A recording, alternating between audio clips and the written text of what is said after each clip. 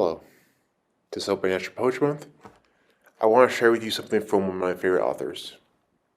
I'll be reading an excerpt from The Prophet, from Kahlil Gibran, a Lebanese American author who can best be described as part mystic, philosopher, and poet. This mix of prose and fable was published in 1923. It is the author's best-known work, and one of the most popular works of poetry in history. It recounts the tale of the aforementioned prophet, al-Mustafa, as he is about to embark on a voyage home after 12 years in the town of Orphalese.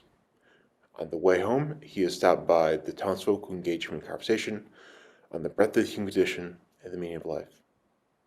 Gibran is also a talented artist, and the work is accompanied by some trippy impressionist art.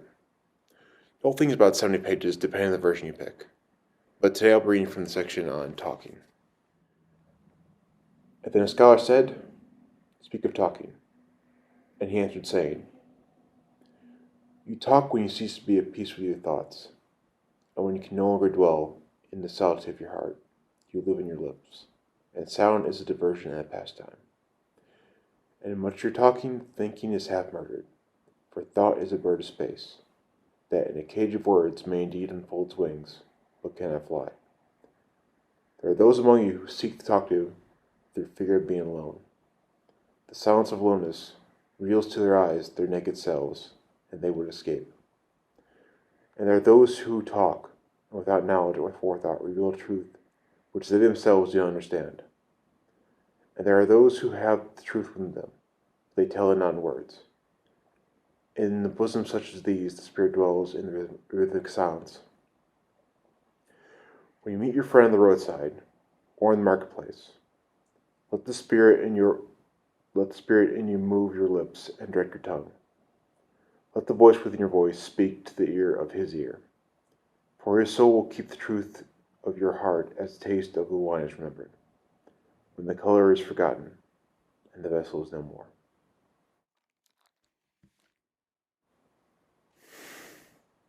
That's good.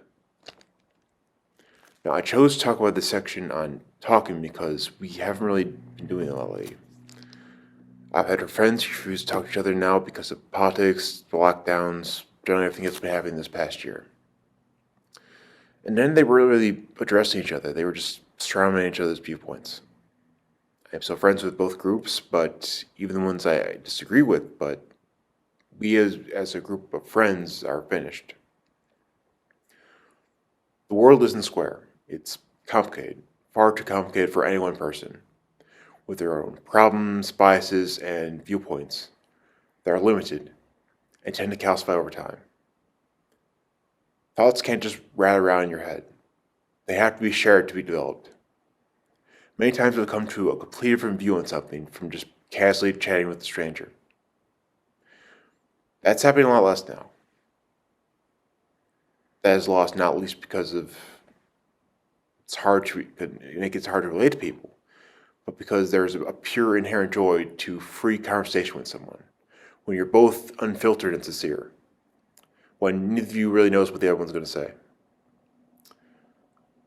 That's one of the things that make life worth living. To try to understand each other without misconception is profoundly difficult. Maybe even on some level impossible. Even so, we have to talk. Now, if you'd like to read the whole of The Prophet, we have tuitions here, and there are a bunch of others at other libraries. You're also free to read or listen to it online, as is passed in public domain about 2 years ago. Thank you for your time, and have a good day.